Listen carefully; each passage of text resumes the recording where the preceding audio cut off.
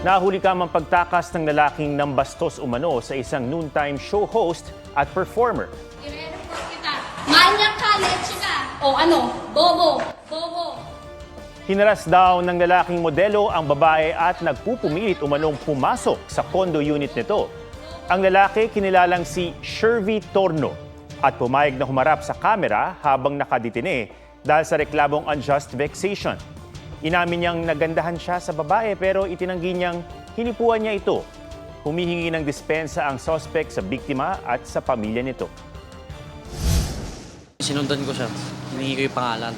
Sinabi ko na pakis ako. Tapos, banda ulit sinabi niya dito sa polis. Makakuha ko daw yung balakad niya. Hindi naman totoo. Tsaka pinasok ko daw sa unit niya, sa condo. Hindi naman totoo yun. Kaya ko tinulak konti yung pinto kasi inipit niya pa ako. Mga kapuso, alamin ang State of the Nation.